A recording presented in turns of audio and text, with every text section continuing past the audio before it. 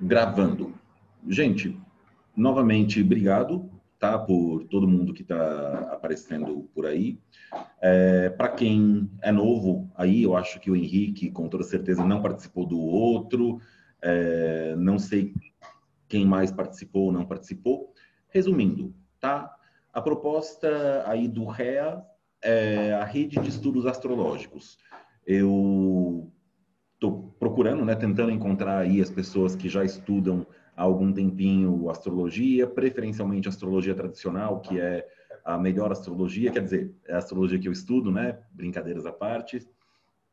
E a gente está gravando aí esse encontro para jogar para o YouTube posteriormente, tá?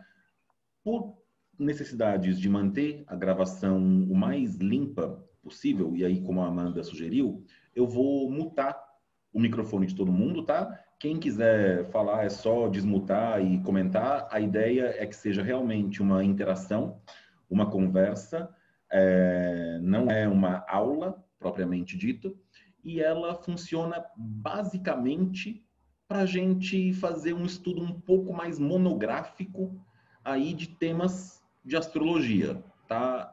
A gente começou pelas casas astrológicas e vai continuar aí por um tempo, né? A gente tem bastante coisa para ver. E quem estiver vendo isso pelo YouTube, eventualmente, pode procurar o site Astrologia PV, pode procurar o Instagram Anarcopleiba, eu não tenho Instagram de astrologia ainda, pode procurar também o Orientação do Alto, que é da Amanda Pichonkowski, no Facebook, facebook.com/astrologiapv.com.br, Paulo Vasconcelos, e a gente tem aí diversos canais de comunicação para manter o pessoal informado. Normalmente, o mais comum é ir pela página do Facebook. Quem se cadastrar no fórum que eu estou mantendo para discussões e tudo mais vai receber imediatamente os convites todos os dias e a gente vai dando seguimento, tá? Eu vou compartilhar com vocês agora a minha tela com a apresentação do que a gente teve aí na semana passada e nessa semana. Deixa eu mandar para vocês.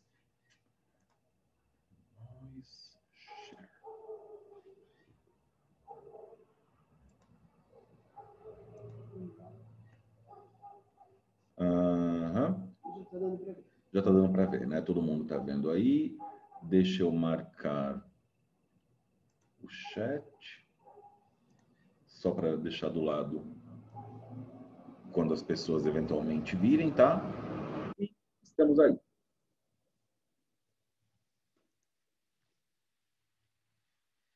Então, para começar, tá? Os primeiros 3, 4 slides a gente já viu na semana passada. Como é rapidinho, é só uma retomada. Começando pelo óbvio. A astrologia está relacionada com a observação do céu, né? Ponto. Isso depende de 2 tipos de observação, né? Ou de uma observação que depende de 2 tipos de movimentos. Primeiro movimento, a posição dos planetas no céu. Então, se eu tenho, por exemplo, o Sol nascendo, eu falo que o Sol está no ascendente. Nenhuma grande novidade para o pessoal aí que está estudando. Quando o Sol está no meio do céu, ele está conjunto com o meio do céu, que é a cúspide da casa 10. Né? Esse movimento ele está relacionado com a rotação da Terra. Então, todos os dias, o Sol vai passar pelas 12 casas, a Lua vai passar pelas 12 casas e os outros planetas também vão passar pelas 12 casas a cada 24 horas. Tá? E também tem a movimentação dos planetas na eclíptica, que é a estradinha que o Sol caminha no transcurso do ano. Isso é o que a gente fala de Sol em Virgem, Sol em Libra, Mercúrio em Touro, Mercúrio em Câncer. É uma posição na estrada do céu, nos signos. O que a gente está estudando aqui hoje, tá? Que para a gente é o mais relevante para a discussão agora, diz respeito às casas astrológicas. O que a gente tem aí das casas astrológicas. Primeiro, é uma divisão do céu em partes. Essa divisão é muito variável e a gente tem noções históricas e arqueológicas de que existiram divisões que a gente não conhece. A divisão mais tradicional, que é a que a gente tem hoje, que é a que a gente conheceu, é a divisão em 12 casas. Ela é oriunda dos gregos. Mas antes dos gregos, a gente tinha aí a divisão em 16 casas dos egípcios. Como funcionava? Não sei. Não chegou aos nossos dias e a gente trabalha aí com o que a gente tem, com as 12.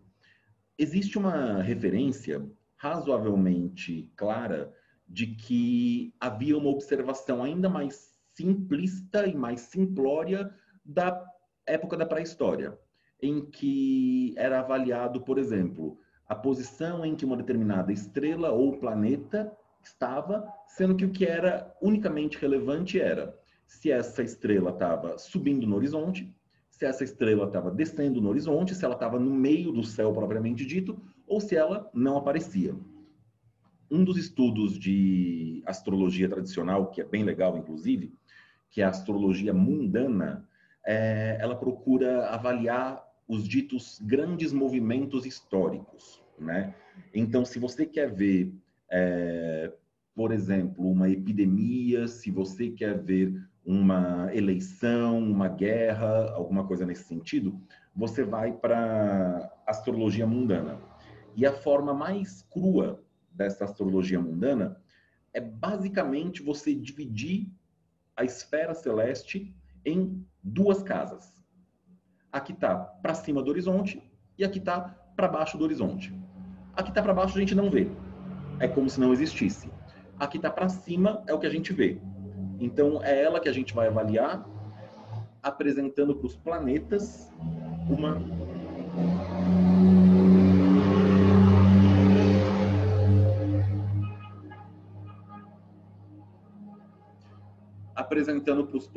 uma função específica.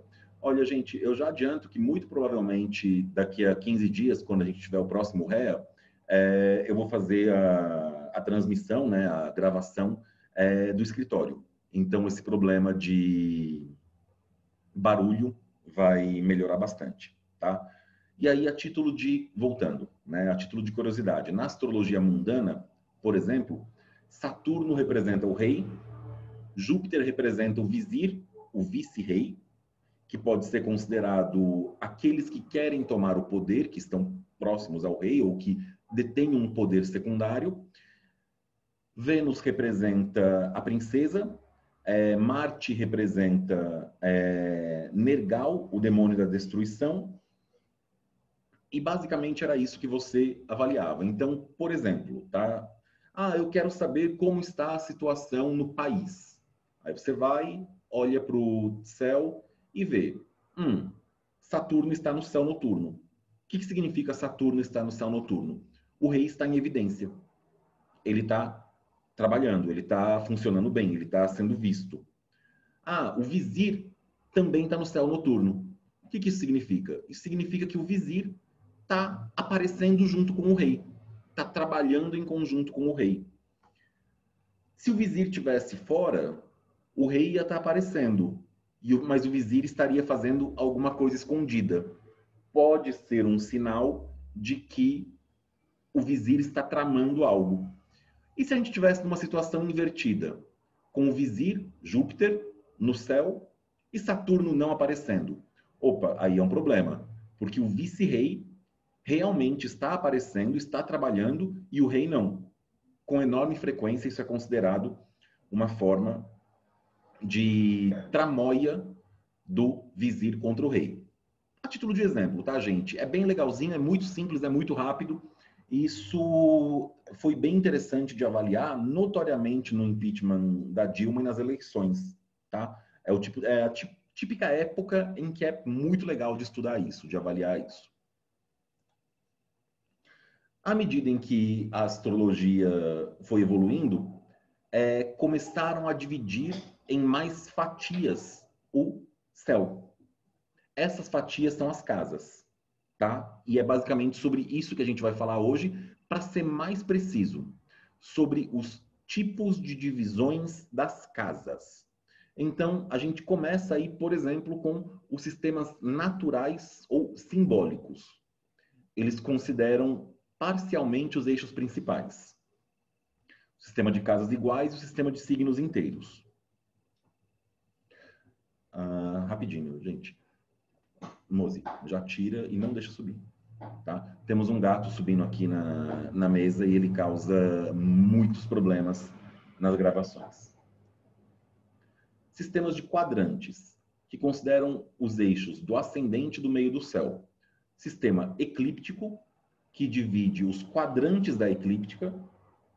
Sistemas espaciais, que divide ou o círculo horizontal ou o círculo vertical. Vai ficar mais claro mais na frente quando a gente mostrar. E projeta na eclíptica. Sistema temporal. Os sistemas temporais dividem o semiarco, né, com base no tempo. São sistemas que avaliam a divisão da eclíptica com base no tempo em que o ascendente demora para se movimentar. O mais clássico de todos, que é o que a gente mais conhece, é o Plácidus, mas também tem o Koch e o Alcabitius. E, por fim, tem o topocêntrico, que eu acabei não fazendo o levantamento hoje, provavelmente vou deixar para daqui a 15 dias, tá? Para daqui a 2 sábados. E falar aí um pouquinho agora das divisões.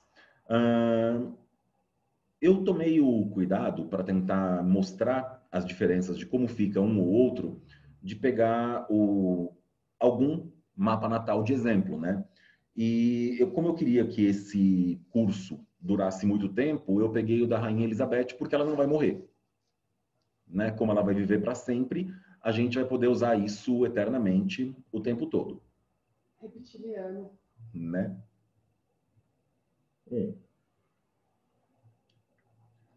Sistemas naturais. Sistema de casas iguais. É o mais simples de todos. De todos, de todos, de todos. Marca o ascendente. Todas as casas têm 30 graus. Você vai bater 30 graus em cada espaço no céu e vai jogar aquilo na eclíptica. Mais simples de todos. Deixa eu ver se eu consigo passar para vocês aqui e mostrar o exemplo com uma certa tranquilidade.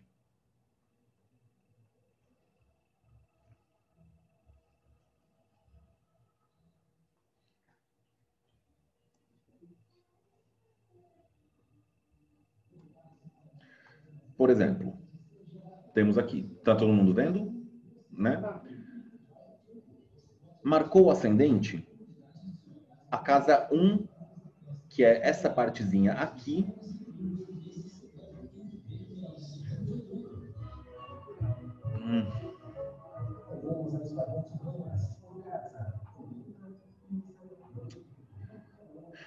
a primeira casa tem 30 graus, a segunda casa tem 30 graus, a terceira casa tem 30 graus, a quarta casa tem 30 graus e todas as casas têm 30 graus. Tá? Vamos ver se ele fica um pouco maior. Não muito.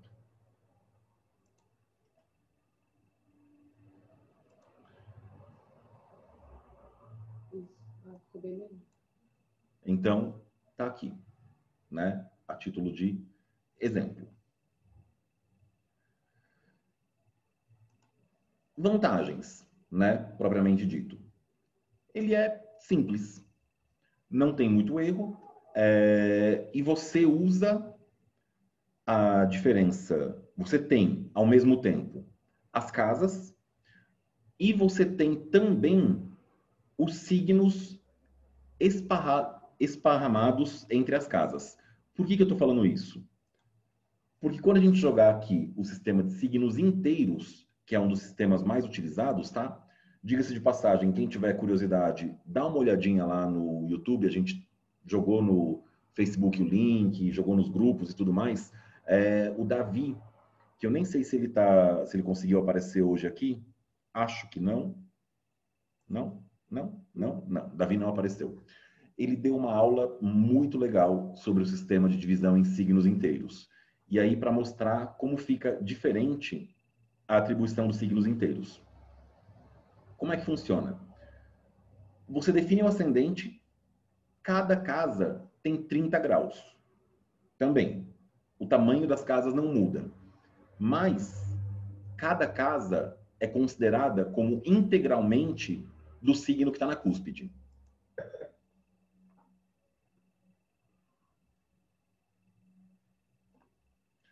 Por exemplo, aqui. Então, vamos tentar mostrar uma do lado da outra. Esse aqui é o mapa da Rainha Elizabeth, com base no sistema de signos inteiros.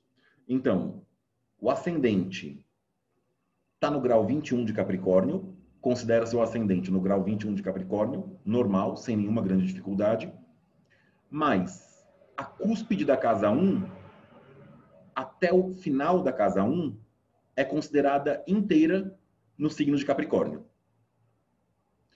A cúspide da casa 2, ou melhor, a casa 2 inteira é considerada no signo de Aquário. A casa 3, ela está inteira no signo de Peixes.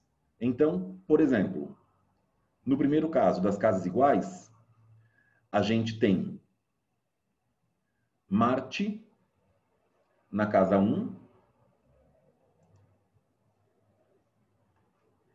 em Aquário. Aqui a gente tem Marte na casa 2 em Aquário. Teve mudança, né? Mudou o sistema de distribuição.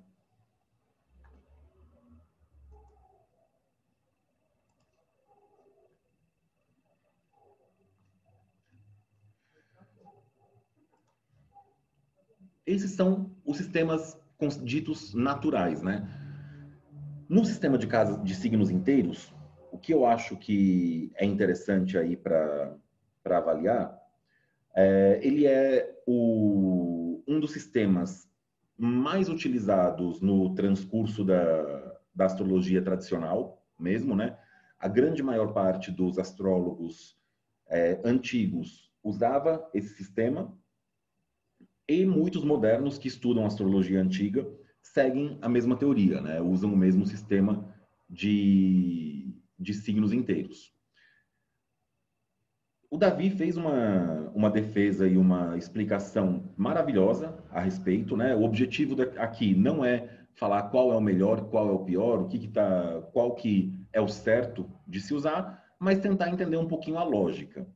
Eu acredito, dado inclusive o que o Davi mencionou, o que a Débora Holding fala e o que a Clélia Romano falam, que as pessoas tendem a usar o sistema de signos inteiros para avaliar as casas, mas na hora de avaliar a força dos planetas, se eles estão angulares, se eles estão cadentes, eles procuram fazer uma avaliação complementar. Se eu tivesse que dar uma opinião, assim, tirada da bunda, literalmente, sem nenhuma grande preocupação, eu diria que é utilizado o sistema de signos inteiros porque ele é o sistema mais fácil de ser usado, tá? Eu sei que as pessoas criticam essa crítica, com bastante razão, porque não é porque ele é o mais fácil de ser usado que ele necessariamente é ruim. E, na prática, a gente tem que manter em mente que, na época, em geral e na média, era o que as pessoas tinham para trabalhar. Não é fácil, na verdade é bem complexo, você fazer o cálculo da movimentação da esfera celeste no horizonte. Envolve alguns cálculos trigonométricos que, para a grande maior parte das pessoas, está fora de alcance, ainda atualmente, né? Então, não é nenhum absurdo assumir que as pessoas trabalhavam com esse critério de acochambração, mais ou menos. Olha, o que a gente tem para fazer é isso. O que dá para fazer é isso aí. Então, vamos fazer o que a gente consegue e, se necessário for em situações específicas, vamos partir para situações mais complicadas. Gente, alguém quer comentar alguma coisa a respeito dos sistemas naturais? Não? Não? Não? Sem manifestações? Beleza.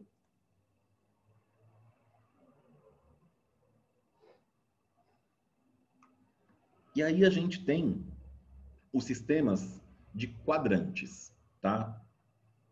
Ainda guarda algumas semelhanças com sistemas naturais, mas eles tomam em consideração ambos os grandes círculos.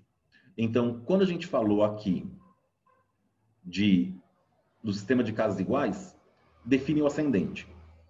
Quando a gente fala aqui do sistema de signos inteiros, define o ascendente.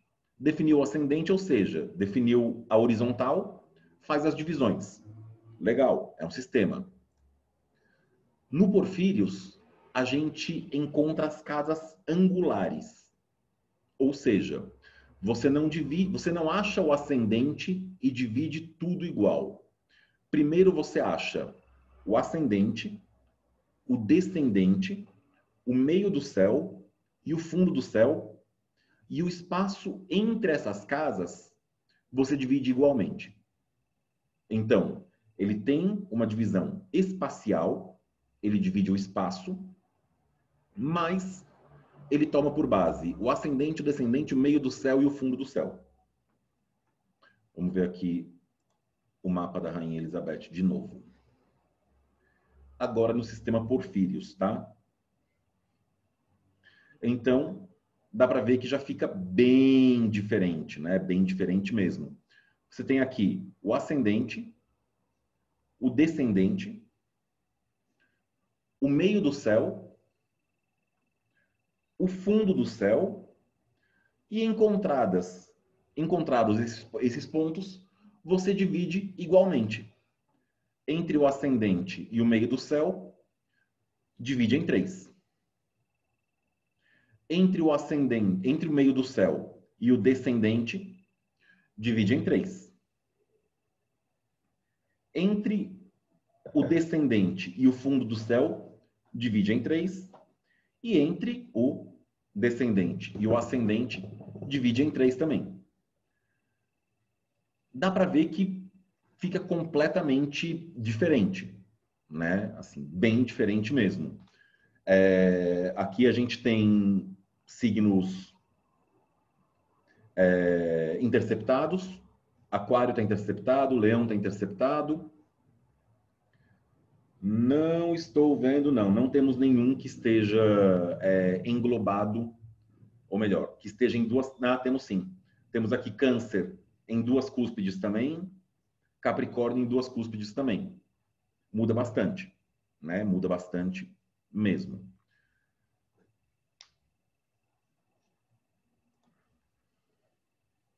Campanos, tá? Campanos e regiomontanos, eles são 2 sistemas de divisão que eles também são espaciais, tá? Olha, meu Deus, temos uma criança. Campanos e regiomontanos são espaciais. Campanos, ele divide a grande vertical e projeta sobre a eclíptica. Regiomontanos, ele divide a grande horizontal, ou seja, o equador, tá? E projeta sobre a eclíptica. Eu vou passar para o próximo slide para ficar mais claro, antes da gente ver o mapa da Rainha Elizabeth. Campanos. Aqui a gente está vendo uma representação da esfera celeste. O observador está aqui no meio. Essa linha redondinha aqui, lateral, que passa pelo sul, pelo norte, pelo leste e pelo oeste, é o horizonte. Tá? É literalmente até onde a vista alcança. Essa linha aqui, que passa entre o leste, o oeste e o zênite, que é o ponto 90 graus para cima de onde a pessoa está, é a grande...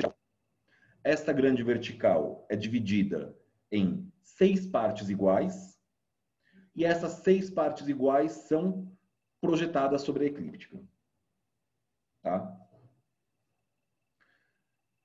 Para deixar um pouquinho mais claro, não sei aqui as pessoas que já avaliaram esse esquema propriamente dito,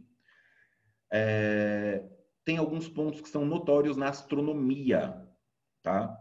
Que é o zênite, que é o ponto 90 graus, exatamente acima do observador, o norte, o sul, o leste e o oeste, que dá o horizonte. Isso é astronomia, tá? Na eclíptica, você tem esse outro círculo aqui, que é nela que você marca as casas zodiacais e onde os signos estão. Por que eu estou falando isso? Porque com enorme frequência as pessoas confundem meio do céu com o zênite. São coisas diferentes, tá? Não se confundem, não são a mesma coisa. Então, esse é o sistema Campanus. Você pega a grande vertical, ou seja, o zênite e o círculo que passa do leste para o oeste e projeta sobre a eclíptica. E a Regiomontanus é, de certa forma, o contrário, tá? Você pega o grande círculo do equador celeste, que é esse aqui embaixo, tá? O que é o equador celeste? O equador celeste é a projeção do equador terrestre no céu. Você pega o equador celeste, divide em 12 e projeta sobre a eclíptica. E aí você tem o sistema Regiomontanus. Mapa da Rainha Elizabeth de acordo com Campanus.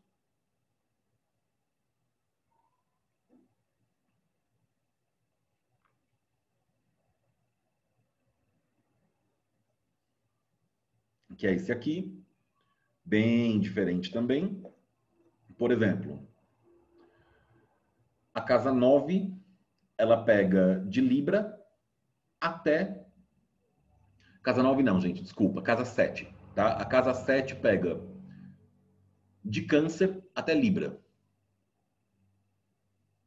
O que você teria aí o dom de conseguir 2 signos interceptados. E em Regiomontanus,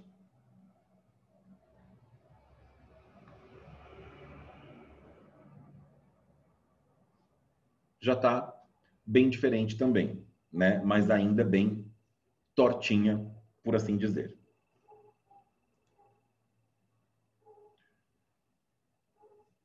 E aí, o nosso sistema mais famoso, né? Que é o sistema de quadrantes plácidos, e a gente começa a ter aqui uma avaliação das casas com base no tempo, ou seja, ou melhor, na velocidade que o ascendente se movimenta no céu.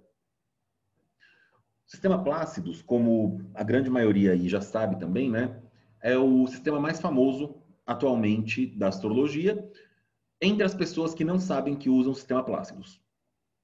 Ele é, por padrão, o default dos programas de astrologia e as pessoas usam o sistema padrão e não têm uma ideia muito de por que usam ele. Como que ele funciona? Você toma por base o deslocamento que uma ala do céu, que o ascendente vai ter, né, no transcurso de uma hora planetária, tá?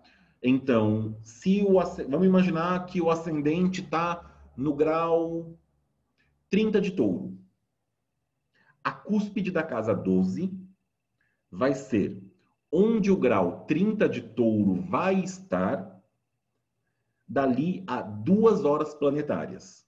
Porque, afinal, a gente está falando de 6 casas, então você demora 2 horas planetárias para andar cada casa. Qual que é o twist nessa história toda? A hora planetária não é igual à hora real, tá? Como que você faz para calcular a hora planetária? A hora planetária você calcula pegando o horário do nascer do Sol, o horário do pôr do Sol e divide em 12 partes iguais. Vamos imaginar, a título de curiosidade, tá?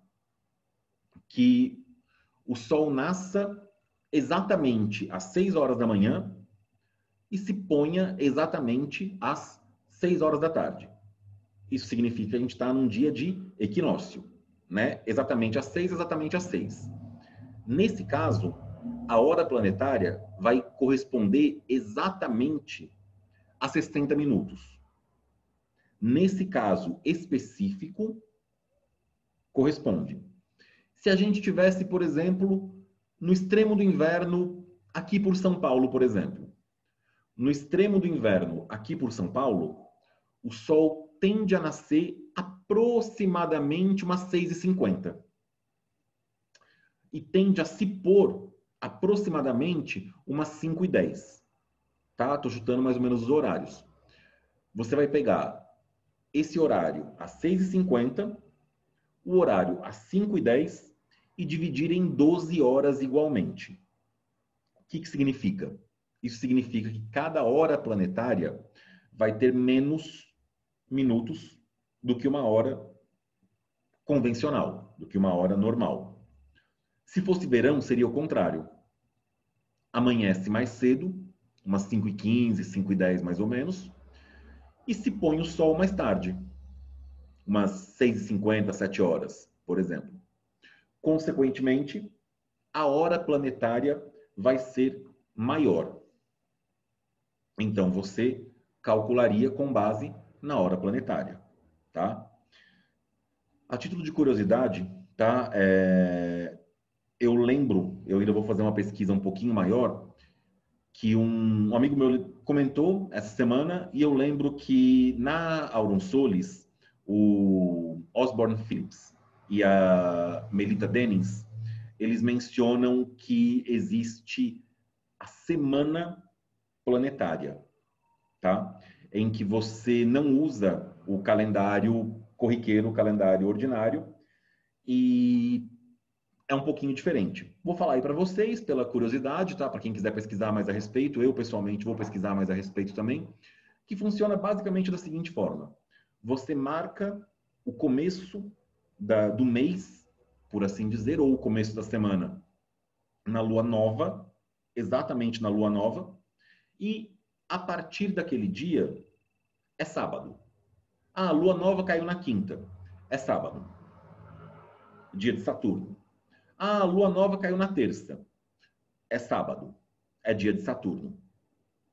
E vai seguindo, a partir daí, as 4 semanas. Ah, então a lua nova caiu no dia 3, quinta-feira. Aquele dia 3, quinta-feira, virou sábado. O dia 4 vai ser domingo. O dia 5 vai ser segunda e por aí vai.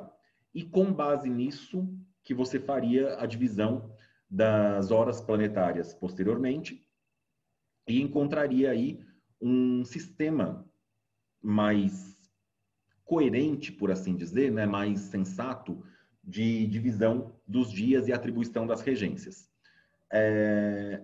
Eu vou ter que pesquisar um pouquinho mais, tá? Eu não tenho muita certeza a respeito disso. Faz bastante sentido para mim.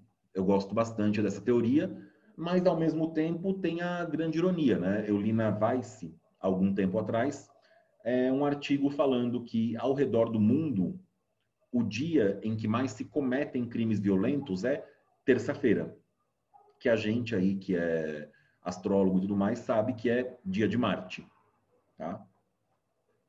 Para não perder a viagem, vamos mostrar aqui o mapa da Rainha Elizabeth, dividido pelo sistema Plácidos.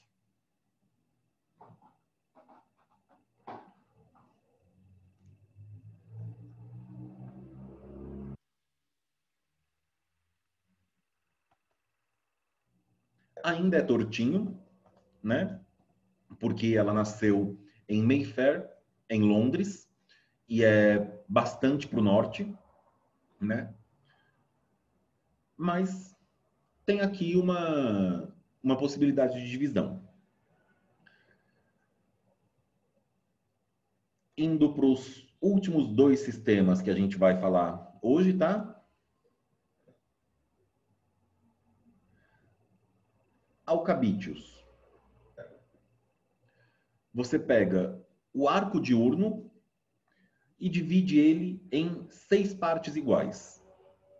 Então, você pega a parte que está acima do horizonte, na eclíptica, divide aquilo lá em 6 partes iguais, e a parte noturna é uma projeção das partes diurnas.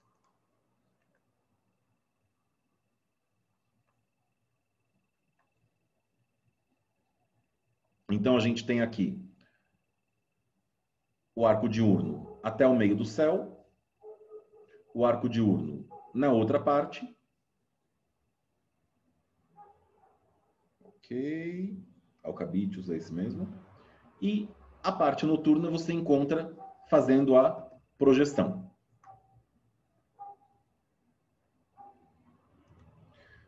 E Koch, que é outro que é baseado na velocidade, no momento do nascimento, você calcula quanto tempo o meio do céu esteve acima do horizonte e a cúspide da casa 12 é onde o meio do céu estava quando se passou 1/3 desse tempo. Ou seja, ele toma o meio do céu como o momento do nascimento.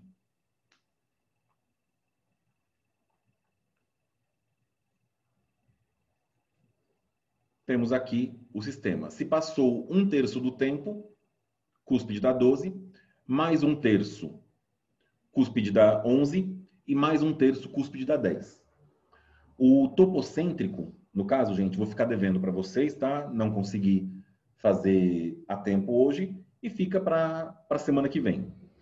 Agora, a parte realmente importante dessa discussão, né, desse debate, que eu espero que realmente a gente converse aí um pouquinho agora, é por que usar um sistema ou outro? Por que a gente escolheria um ou outro? Qual que vocês acharam mais interessante? Qual que vocês acharam menos interessante? E por aí vai.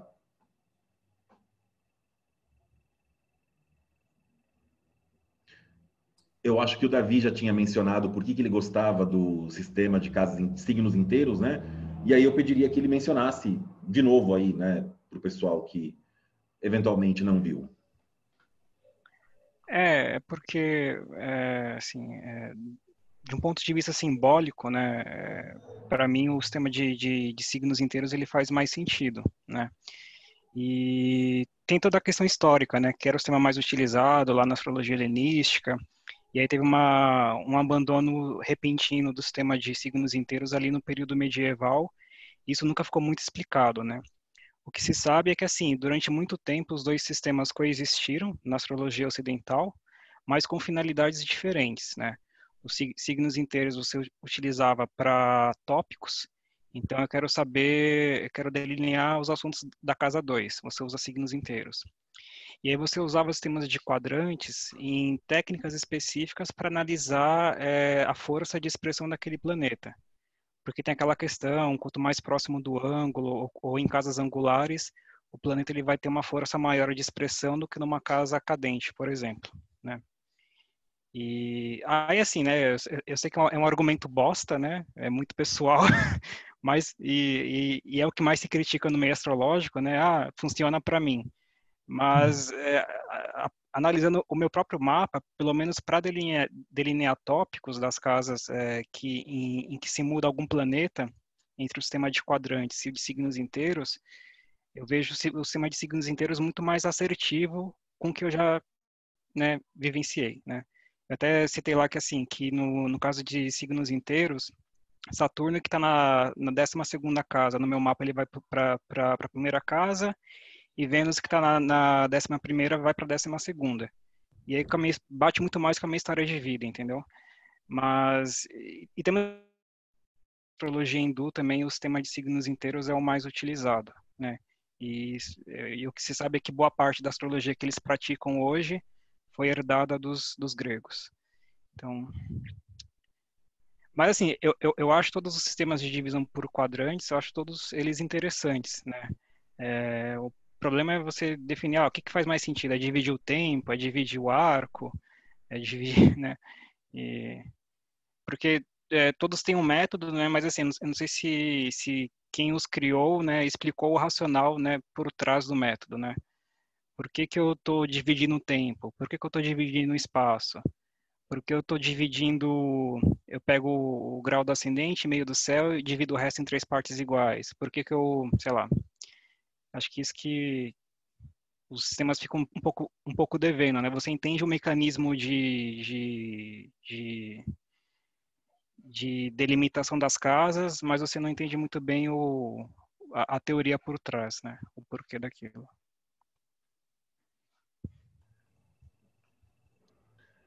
Isso era uma das coisas que eu pensei bastante a respeito, né?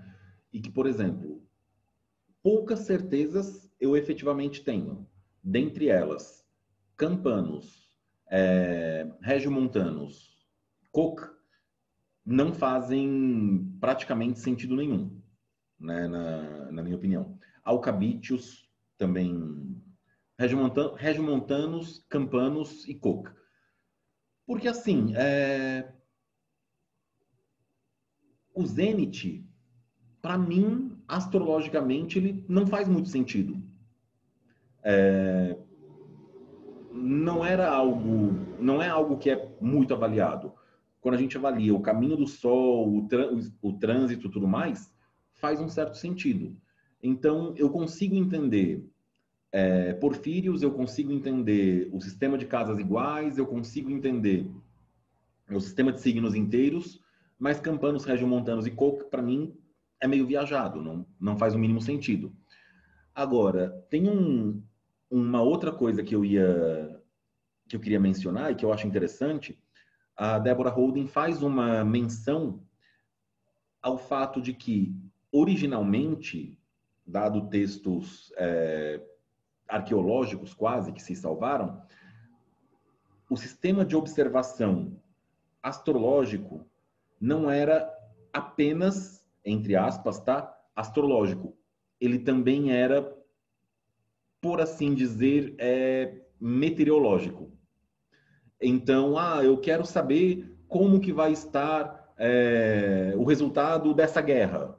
Ou a pessoa que nasceu nesse momento, nasceu lá, a criança, deu o primeiro respiro, a pessoa sai no quintal e olha para o céu para tentar marcar as coisas que eram importantes. E nesse sentido, as coisas que eram importantes era qualquer coisa que aparecesse. Então, era importante saber se a lua estava no meio do céu? Era. Mas também era importante saber se passou uma andorinha voando, um morcego, se tinha uma nuvem, se não tinha uma nuvem, se cruzou um meteoro. Tudo isso era relevante. De onde a gente vem para uma outra questão que eu estava pensando e que talvez seja um tema legal aí para a gente avaliar. Por que que a gente faz a divisão das casas zodiacais projetando os cortes sobre a eclíptica? E a gente não projeta o resto das coisas que estão no céu sobre a eclíptica também. Notoriamente, por exemplo, estrelas fixas. Porque assim, a gente tem as estrelas fixas que estão notoriamente na eclíptica, beleza, é fácil de localizar, por assim dizer. Agora, e se a gente tivesse, por exemplo, alguma estrela fixa, sei lá, Arcturus, ou qualquer outra, que tem um lugar no espaço e que, se você projetasse aquela parte do espaço sobre a eclíptica, você teria estrelas diferentes, por assim dizer, sobre as casas zodiacais. Que foi uma coisa que me passou muito pela cabeça, que, ok, a gente está acostumado já a avaliar planetas e signos e estrelas fixas que estão na eclíptica, e o resto? que a gente faz com o resto? Será que vale uma avaliação? Não vale uma avaliação? A Aline mencionou que parece que cortou um pouco a transmissão. Não sei se vocês pegaram. Eu ouvi Não, tudo. foi ok? Foi só para ela, então. E Ah, que aí, pena. sei lá, vocês pararam para pensar um pouco a respeito dessa possibilidade de jogar, dividir o resto do céu também na observação? Óbvio que isso gera um problema imediato, que eu digo para vocês, eu não tenho condições de fazer isso, porque eu não tenho conhecimento matemático de cálculo da longitude e latitude, nesse caso é longitude, não é latitude, das estrelas na esfera celeste. Então, precisaria fazer essa jogada para saber o que aconteceria, como aconteceria, e ainda assim, tem as diversas coisas que a gente simplesmente não observa, e eu não estou nem falando para observar, tá? Porque em termos astrológicos é muito estranho, mas tem todo o resto da meteorologia, por exemplo, que era aquelas coisas que a gente ouve falar em lendas e em contos de fadas, mas que provavelmente na época da antiguidade era algo considerado relevante. A criança que nasceu quando uma estrela caía do céu. O que isso significa, né?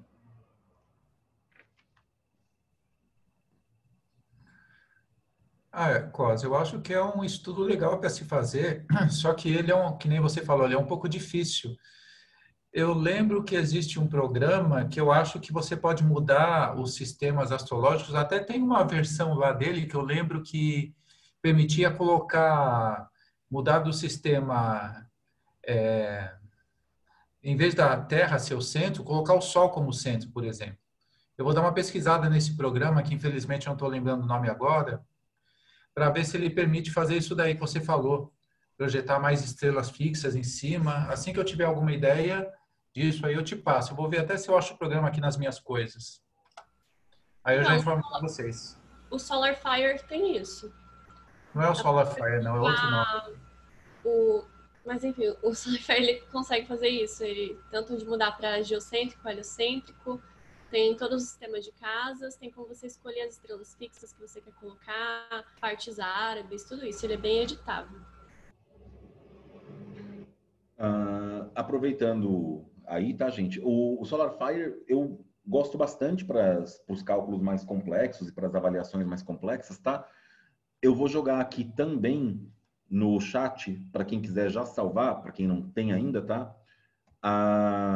O documento com as bibliografias, que, como eu disse no começo, não é bem uma bibliografia, por assim dizer, dos links e dos textos que eu localizei para fazer esse estudo mais completo das casas, tá? Baixem o documento, copiem o link, salvem pelo Google Drive de vocês, comentem se quiser, tá? Eu deixei aberto para comentar, não para alterar, mas aí eu vou assumindo, colocando as alterações aí também. Tem bastante coisa interessante, inclusive um que eu acho bem legal, se eu não me engano, é esse Astro Library aqui, que ele permite que você compare os sistemas de casas. Então, você joga a data de nascimento que você quer, com o horário, o local e tudo mais, e você pede para ver a comparação. E ele fala onde você tem cada cúspide de acordo com cada sistema de casas. Então, daria uma chance de avaliar mais complexo, né, mais interessante. Comentando aí o que para mim foi interessante desse estudo propriamente dito, eu achei bem legal a parte da explicação do Plácidos, né? Ele tem uma coisa que é ruim, que é o fato de que ele não é muito natural. Ele precisa de cálculo, ele precisa de tábuas de conhecimento a respeito da posição dos planetas, de velocidade angular dos planetas, o que está fora do alcance da grande maior parte das pessoas, exceto se for usar um programa de computador, mas é meio complicado tomar por esse lado, né? Agora, eu achei muito interessante que ele toma por base o deslocamento usando as horas planetárias. Provavelmente a gente já deve ter algum ser humano que fez o sistema próprio de divisão, que ele usa as horas normais e tudo mais. Mas essa história de usar 2 horas planetárias para marcar cada cúspide, eu achei que fez bastante sentido mágico, propriamente dito. E aí, óbvio, são as complicações, né? Como o Davi mencionou, eu uso o sistema de signos inteiros porque explicou muita coisa na minha vida.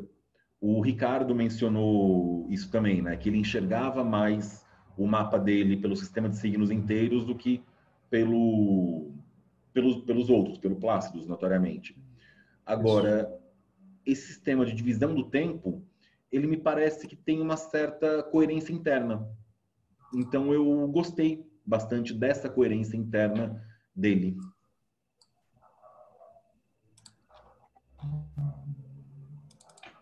Só a título de curiosidade, assim, eu estou lendo o livro de astrologia horária do John Frawley, e assim, ele não explica o porquê das escolhas dele, mas ele trabalha com 2 sistemas. Ele trabalha com Plácidos para astrologia natal, e ele trabalha com regiomontanos para astrologia horária. Então, às vezes também tem essa questão de que talvez um sistema de divisão seja mais adequado para um ramo astrológico do que para o outro. E é como você citou essa questão da magia, então talvez também, não sei, uma hipótese aí para ser levantada. É interessante. Usar sistemas diferentes para coisas diferentes faz bastante sentido até, né? Paulo Costa. É uma coisa que o Zulu fala, ele recomenda alguns sistemas para uso diferente. Então, por exemplo, eu acho que o Plácido, se ele fica meio estranho para você julgar o mapa natal de uma pessoa e aqueles outros sistemas que acabam pegando dois signos dentro de uma casa só, porque a impressão que você tem é que um elemento, uma espécie de energia, a pessoa não vai ter na vida dela só porque ela nasceu perto dos polos. É isso que fica duro para mim. Por isso que eu acabo usando o Porfírios e o Alcabítios para mapa natal, junto com signos inteiros. Eu uso esses 2 em conjunto. E assim, e aí a gente entra numa parte interessante da discussão, que é exatamente essa. Para quem está mais perto dos polos, como é que faz? Porque alguma distorção vai ter, né? É meio que inegável, isso é meio óbvio. Nem que seja a questão do dito sol da meia-noite, que você vai ter um dia, em alguns lugares, meses, né? Em que o sol simplesmente não se põe. E aí, como que a gente faria essa colocação? Não sei. Realmente não sei. Eu gostaria muito de ver o mapa de alguém que nasceu no Polo Sul, mas acho que a gente ainda não teve essa possibilidade. Acho que só na Groenlândia, talvez. Noruega, provavelmente. E os Noruega, Inuit, talvez eles tenham, né? Normandia, sei lá. Deve ter. Possibilidade de algum da Islândia. Islândia. Canadá também deve ter. Vou ver se eu pego alguém aqui, peraí. Então a gente teria essa questão. Agora, a gente também poderia tentar encontrar uma resposta que fosse um pouco diferente. Porque quando a gente fala de um sistema de divisão de casas, a gente toma por base o horizonte. E eu não acho que isso esteja errado, tá, gente? Eu acho que é fundamental. Agora, a gente também poderia tomar por base o movimento do Sol, que efetivamente não fica parado, né? Então, mesmo nas colocações quase polares, ele tem uma mudança no céu, ele faz um círculo no céu, apesar de nunca cair para baixo do horizonte. Talvez esse círculo dê uma referência interessante de ascendente e descendente. Que eu acho que, em termos de discussão científica, é uma ideia muito legal. Apesar de, em termos de prática, ser meio que uma masturbação, né? É o sexo dos anjos. Já, como será que é o mapa e a vida de quem nasceu no extremo do hemisfério norte, na Islândia?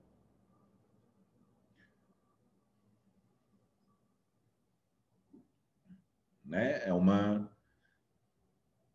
discussão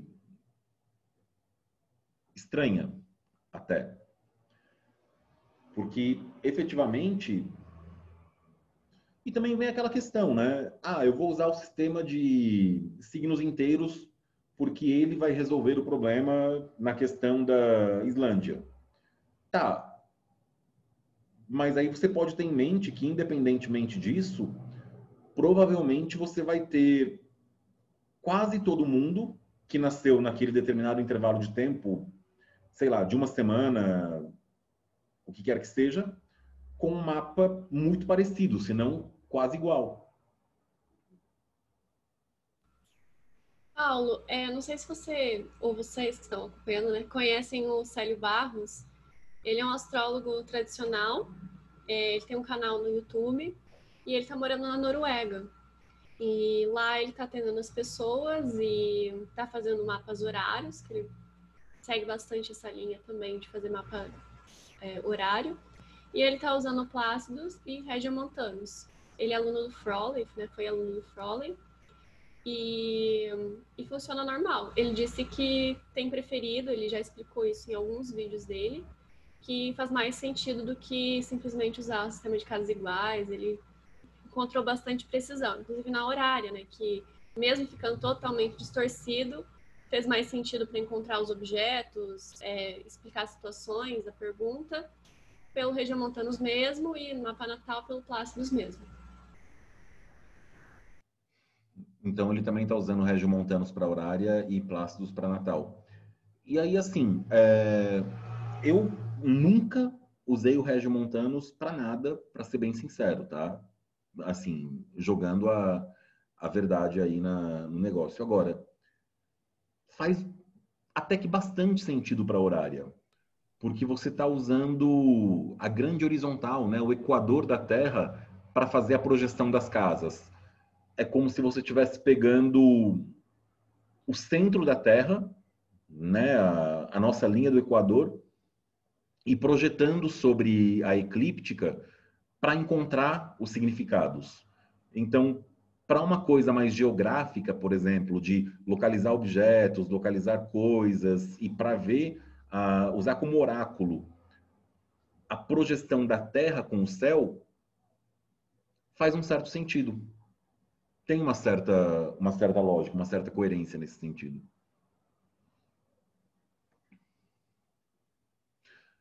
Olha, gente, eu não sei se a gente vai conseguir, a gente, óbvio, pode continuar conversando, tá? Nada contra. Não sei se a gente vai conseguir chegar a alguma coisa muito além do que a gente avaliou. Duas coisinhas, tá? Uma final que talvez não seja nem tanto tema para isso, mas que eu achei interessante. A Deborah Holding, ela faz a menção de que é algo, né, um princípio razoavelmente documentado e utilizado, de que os 5 graus finais de uma casa estão projetados na casa seguinte. Ou seja, se eu tenho Lua no grau 27 de Peixes, a minha Lua, ela age Desculpa, se eu tenho Lua no grau 27 da casa 2, ela está agindo na casa 3, na verdade. Que é um conceito que eu acho estranho, tá? Obviamente, tá claro, tá definido, tá documentado, não tem muito o que questionar a esse respeito, né? Mas me parece estranho. Atualmente não consigo enxergar uma lógica para isso muito boa. Talvez seja até um tema de pesquisa interessante. Alguém viu alguma coisa a esse respeito? Alguma Alguma experiência? Paulo, eu ainda estou analisando alguns mapas a respeito disso, principalmente o meu, que tem exatamente a Lua entre uma casa e outra, entre as 6 e as 7. E eu imagino que isso tenha a ver também com o fato de que a gente não conseguiu ainda chegar a um sistema de divisão de casas intermediário ideal. Eu acho que é por isso que eles consideram, tá 5 graus perto, 5 é um número muito humano, pode ser 3, na verdade, pode ser 2, na verdade está na outra casa. E acho que só analisando a vida da pessoa para saber se realmente aquele planeta está agindo numa casa, na outra, ou talvez até nas duas. De repente está agindo nas duas, e por isso que exatamente assim, quando não é uma casa angular, é uma casa intermediária, fica essa dúvida mais ainda. Tanto que, pelo que eu lembro, eles falam que não sei se foi a Deborah Holding ou outro autor, diz que isso acontece principalmente com as casas angulares, que são mais fortes. Se o planeta está no limiar entre uma casa cadente e uma angular, o planeta, de fato, está agindo na casa angular. Foi isso que eu aprendi até agora, mas o porquê também não descobri ainda.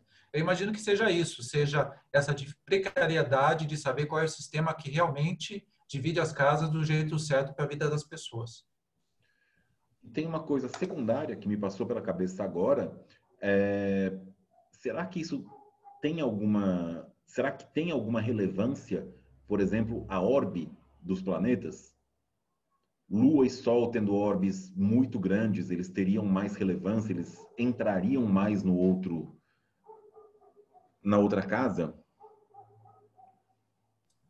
Realmente eu não sei. Por acaso, boa pergunta, viu? Eu vou analisar a minha Lua, que é exatamente a minha Lua que está entre uma casa e outra. O problema é que vai ser somente o meu caso anedótico, né? Eu vou ter que pegar um monte de outras pessoas com problemas parecidos para tentar ver realmente se tem a ver com a orbe. Eu não tenho como responder isso ainda. A gente pode tentar localizar, não sei, talvez o Astro Databank, lá do astro.com, talvez a gente tenha como procurar esse tipo de configuração. Legal, boa ideia. E, por fim, eu lembro que quando a gente começou a ter a conversa aí a respeito do Ré, a Amanda sugeriu pegar o tema de classificação das casas, angulares, cadentes, blá, blá, blá, blá, blá, blá, blá, e que a gente pode tentar trazer para daqui a 15 dias, né? Para daqui a 2 sábados. Tudo de pé, Amanda? Beleza. Então, me livrei dessa aí já, passei a batata quente para outra pessoa. E estamos Eu gosto de também começar explicando sobre os quadrantes, porque eu faço essa divisão, uma interpretação bem básica do mapa natal, então eu vou falar um pouquinho de outras coisas também, de como normalmente eu faço para quando tenho aluno e tal. Beleza, vai na fé, não se preocupa com isso aí não, que é descentralizado o sistema do REA, né? Tá nessa pegada. Bom, gente, o que eu consigo me lembrar para esse encontro era basicamente isso, tá? Estamos aí com mais ou menos 1 hora cravada de conversa. Alguém quer comentar alguma coisa, acrescentar alguma coisa? Cláudio, você está quietinho hoje. Não, tô de boa, tô de boa. Eu não peguei o finalzinho, vou ligar aqui. O finalzinho que vocês estavam discutindo a posição da Lua, eu não entendi. Era a Lua próxima da cúspide, é isso que vocês estão procurando? Próximo da virada de casa? É a seguinte, a Deborah Holding, ela menciona que quando um planeta está a 5 graus, nos 5 graus finais de uma determinada casa, ele acaba entrando na casa seguinte. Então, vamos imaginar que eu tenho Mercúrio no grau 28 da casa 3. Ele estaria exercendo sua influência na casa 4. Ou ele estaria na casa 4, ou ele estaria na casa 4 também. E aí o que eu joguei a título de curiosidade, né, que era uma dúvida que me veio à cabeça agora, propriamente dito, e os planetas, será que tem alguma coisa, alguma relação, alguma coisa a ver com a orbe dos planetas? Porque a gente tem, por exemplo, o Sol, que tem uma orbe Sol que tem uma orbe de 15 graus. E é grande, né? Uma orbe bem grande. Lua que tem uma orbe de 12 graus. Então, faria muito sentido que exercesse mais influência do que, por exemplo, Mercúrio ou Saturno. E aí foi bem nessa linha aí que me passou pela cabeça.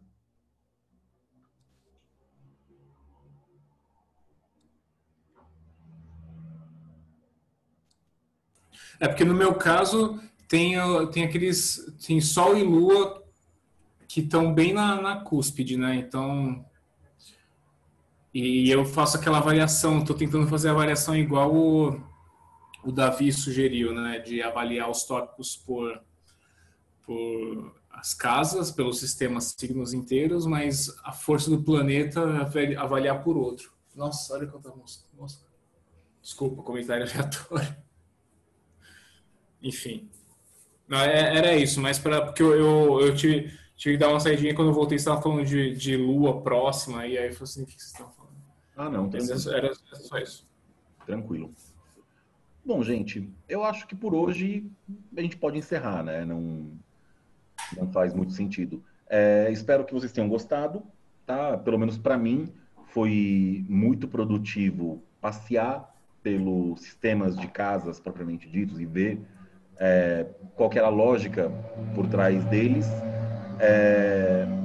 Eu tinha já uma noção de como que funcionava o sistema Plácido, signos inteiros, casas iguais, mas os demais, né, especialmente regiomontanos, campanos e tudo mais,